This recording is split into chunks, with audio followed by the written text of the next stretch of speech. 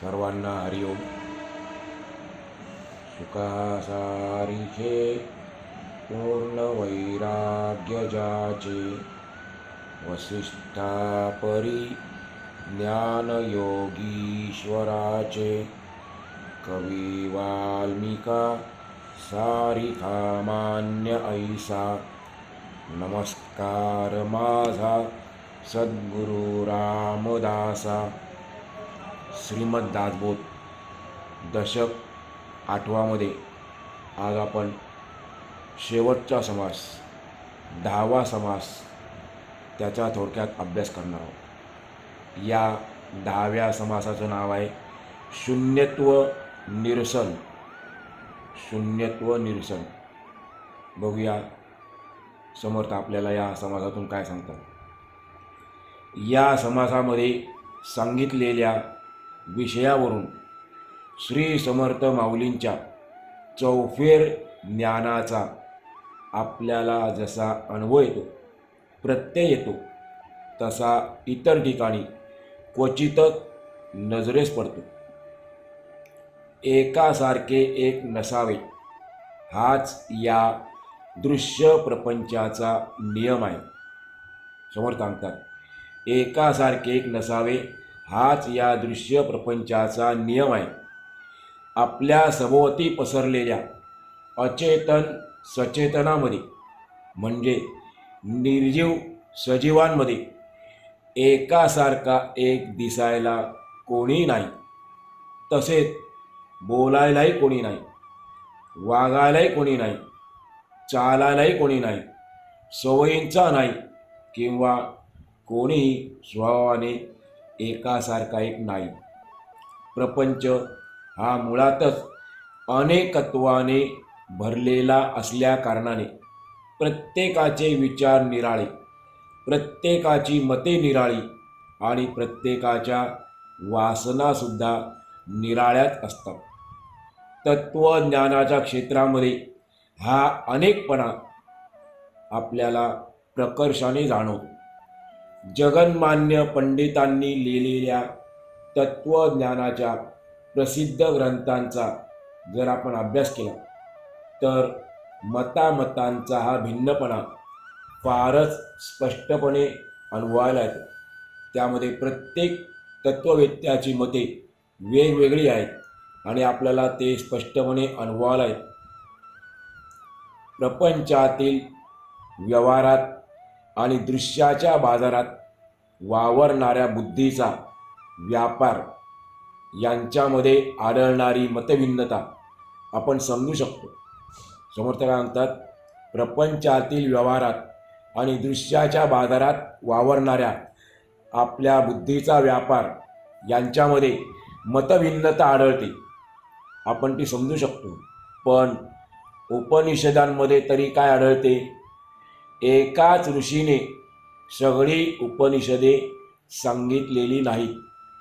निरनिराळ्या प्रसंगी निरनिराळ्या ऋषींना त्यांच्या त्यांच्या आत्मचिंतनातून जे स्फुरले, जे स्फुरण पावले, तेच ऋषी बोलून गेले. एका ऋषीने जे सांगितले ते दुसऱ्या ऋषीने सांगितलेले नाही. त्यांच्यामध्ये परस्पर मताचा कोणताही संबंधच नाही. त्यामुळे उपनिषदांचे स्वरूप मिश्रित आहे. महाभारत सांगते की धर्म अधर्माचा नियम कसा करावा असा प्रश्न यक्षाने युधिष्ठिराला केला होता. यक्षाने युधिष्ठिराला कोणता प्रश्न केला? धर्म अधर्माचा निर्णय कसा करावा?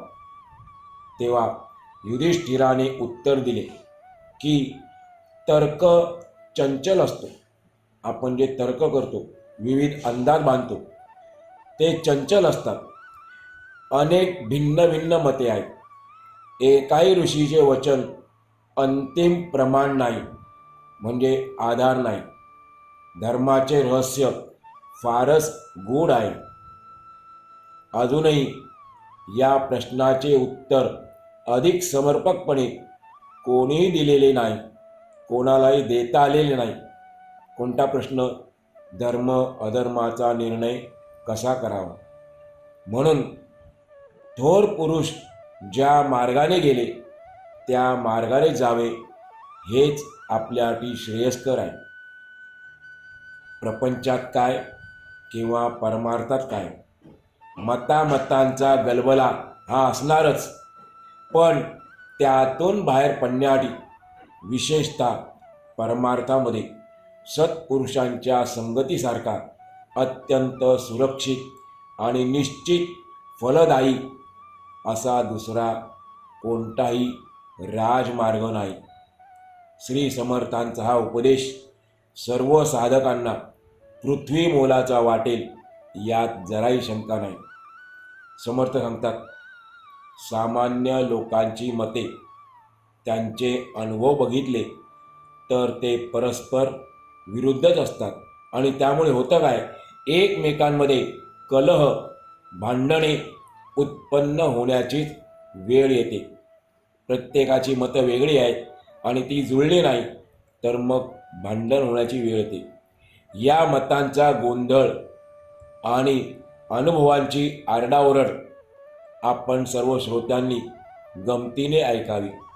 आता समर्थ आपल्याला असे अनेक वेगवेगळी भिन्न भिन्न मते या ठिकाणी सांगणार आहेत. ते म्हणतात, तुम्ही सर्व श्रोत्यांनी अगदी गमतीने ऐकावीत. एक म्हणतो की आपण संसारच करावा, कारण संसार करता करताच त्यातून पार पडता येते. जीवावर देवाचे नियंत्रण असल्याने हा व्याप आपल्या मालकीचा नाही. तर एक जण म्हणतो, छे असे करून चालणारच नाही. संसार करताना लोभ जडतो, मग आपल्या पोटासाठी आपल्याला कुटुंबाची सेवा करावीच लागते. एक म्हणतो, संसार सहजपणे आणि सुखाने करावा, परंतु त्याने सद्गती मिळणार नाही, म्हणून सद्गतीसाठी काहीतरी दान पुण्य करावे. तर एक जण म्हणतो, अरे संसार मुळी खोटाच आहे, वैराग्य धारण करावे आणि कोठेतरी देशांतरास निघून जावे. असे केल्याने स्वर्ग प्राप्तीचा मार्ग मोकळा होईल. एक जण काय म्हणतो की आपले घर सोडून इतरत्र कुठे जायचे, उगीचच पायपीट करून फुकट हिंडण्यात काही अर्थ नाही. गृहस्थाश्रम धर्म सांभाळून आपल्या घरीच राहावे हे चांगले नाही का? आपल्याला भगवंताच्या प्राप्तीसाठी कुठेही जाण्याची आवश्यकता नाही.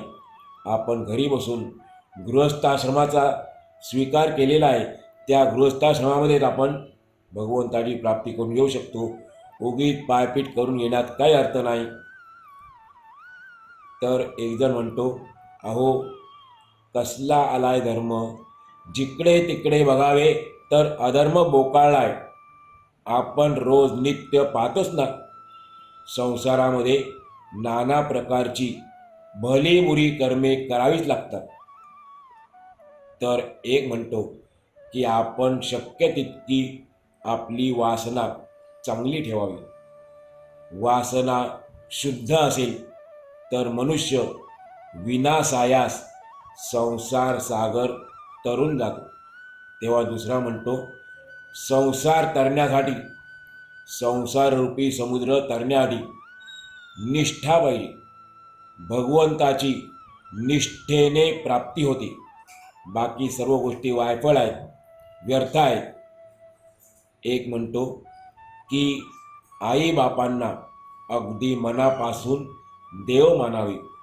अगदी शुद्ध निष्ठा ठेवून, आई वडिलांच्या जागी अगदी शुद्ध निष्ठा ठेवून शुद्ध भावनेने त्यांचे पूजन म्हणजे त्यांची सेवा करीत जावे. एक म्हणतो की देवा ब्राह्मणांचे पूजन करावे.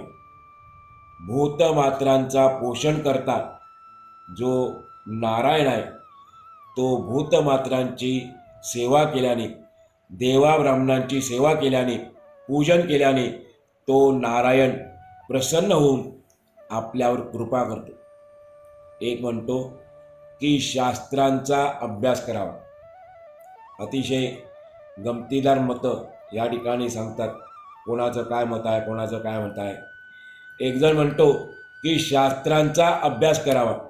भगवंताने त्यामध्ये जो उपदेश केला आहे, ग्रंथामध्ये किंवा शास्त्रामध्ये जो उपदेश केलेला आहे त्याप्रमाणे आपण वागावे, म्हणजे आपल्याला परलोक प्राप्त होतो, मोक्ष प्राप्त होतो.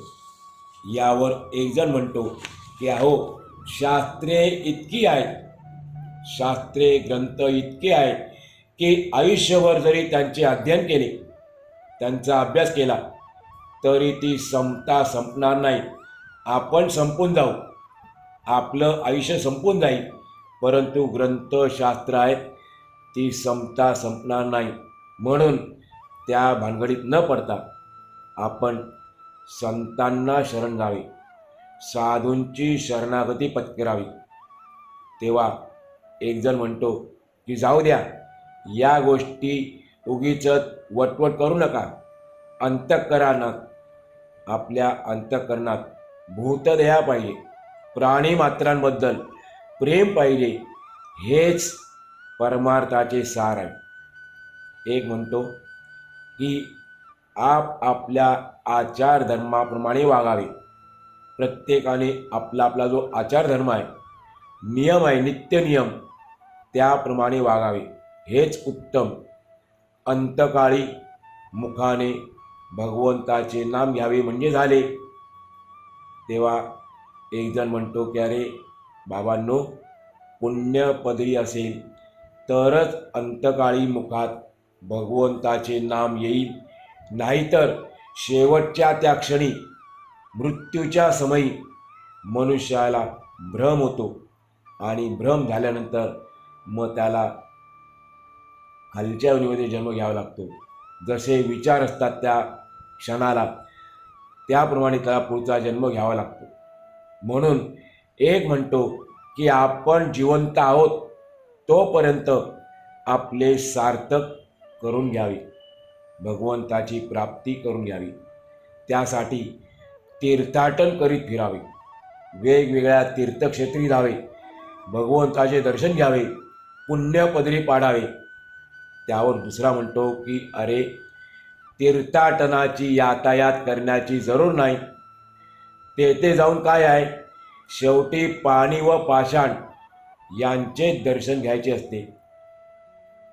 तीर्थामध्ये पाणी आणि पाषाण म्हणजे तीर्थ कशाला म्हणतात? जे पवित्र मंत्रयुक्त पाणी असतं त्याला म्हणतात तीर्थ. नाहीतर आपण घरात जे पाणी भरून ठेवलेलं आहे, जो पितो आपण रोज, त्याला तीर्थ म्हणत नाही, कारण का ते मंत्रयुक्त नसतं. क्षेत्राच्या ठिकाणी, ज्या ठिकाणी भगवंत आहे त्याला क्षेत्र म्हणतात. त्या ठिकाणी जे पाणी आहे त्याला तीर्थ म्हणतात. म्हणून तीर्थाटनाची आवश्यकता नाही. तेथे जाऊन काय, शेवटी पाणी आणि पाषाण म्हणजे भगवंताची मूर्ती, दगडाची मूर्ती, याचे दर्शन घ्यायचे असते. दुसरी गोष्ट अशी आहे, तीर्थामध्ये म्हणजे एखादी नदी आहे आणि सर्व तीर्थ समुद्रामध्ये आहेत, तर तीर्थामध्ये बुचकळ्या मारताना नाका तोंडामध्ये पाणी जाऊन जीव कासावीस होतो. म्हणून तीर्थाटनाची यातायात करण्याची जरूर नाही. तेव्हा एक म्हणतो की तुझा वाचाळपणा आता पुरे कर. या जगामध्ये तीर्थांचा महिमा फारच थोर आहे. तीर्थांच्या नुसत्या दर्शनानेच मोठमोठ्या पापांची होळी होते, जळून भस्मसात होतात. किती मोठे पापाचे डोंगर असतील तरी देखील तीर्थाच्या दर्शनाने त्यांची होळी होते. नंतर एक म्हणतो की मनुष्याने आपले मन आवरावे. हे आपलं मन जे चंचल आहे, अस्थिर आहे, त्याला आवरावे. हाच सगळ्या साधनांचा हेतू आहे. परमार्थ कशासाठी करायचा? मनासाठी करायचं. या मनाला भगवंताच्या चरणी लावण्याकरता त्याचा जो चंचल स्वभाव आहे, अस्थिर स्वभाव आहे, तो स्वभाव जाण्यासाठी आपण प्रयत्न करायचे, आणि त्याला आवरण्यासाठी सर्व साधनांची आवश्यकता असते. मन आवरले की ते मनच तीर्थ बनते. म्हणून आपल्याला इतर तीर्थाच्या ठिकाणी जाण्याची आवश्यकता नाही. एक म्हणतो सतत भगवंताचे कीर्तन करीत जावे. तर एक जण म्हणतो योग साधनात सर्वात उत्तम आहे, म्हणून इतर सगळी साधने बाजूला सारून योग साधना करावी आणि त्याने आपला देह अमर करून घ्यावा. तेव्हा दुसरा म्हणतो की साधा सोपा भक्ती मार्गाचा आपण अवलंब करावा. बाकी जे सर्व मार्ग जे आहेत ते कठीण आहेत, अवघड आहेत, संतांच्या भाषेत दुस्तर आहेत. म्हणून त्यांनी जो आपल्याला मार्ग दाखवला भक्ती मार्ग, त्याचा आपण अवलंब करावा. तेव्हा दुसरा एक जण म्हणतो अरे ज्ञान मार्ग उत्तम आहे, मनुष्याला ज्ञानप्राप्ती झाली पाहिजे. भगवंताची प्राप्ती होण्या अगोदर भगवंत काय आहे, त्याचं स्वरूप काय आहे, याचं आपल्याला ज्ञान झालं पाहिजे. म्हणून तो म्हणतो ज्ञानमार्ग उत्तम आहे. तर एक म्हणतो की मनुष्याने सतत साधना करावी, ज्ञानप्राप्तीसाठी साधना करावी. एक जण म्हणतो सदा सर्व काळ मनुष्याने मुक्तपणाने वागावे. नंतर एक म्हणतो अरे मुक्तपणाने म्हणजे स्वैर वागणाऱ्या माणसा पापाचा वाईट कर्माचा थोडा तरी कंटाळा करावा. कारण जे स्वैर वागतात, मुक्तपणाने वागतात, मनाची चंचलता त्याप्रमाणे ते वागतात, त्यांच्याकरता तो सांगतो की या वाईट कर्माचा पापाचा थोडा तरी कंटाळा करावा. त्यावर एक म्हणतो की आमचा मार्गच मुळी बंधनरहित आहे. आमचा मार्ग बंधनरहित आहे, कोणतेही बंधन नाही. त्यामुळे आम्ही स्वैर वागतो, मुक्तपणे वागतो.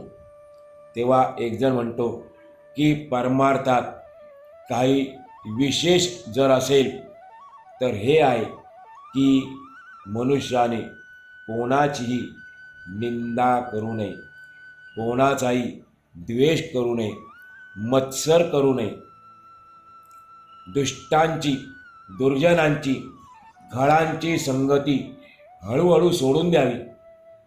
आपण ज्याची भाकरी खातो त्याच्या चाकरीत सेवा करीत त्याच्याच समोर देह ठेवावा. असे केल्याने काय होणार?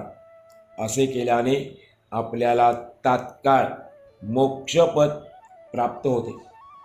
ज्याची भाकरी खातो त्याची सेवा करावी म्हणजे काय?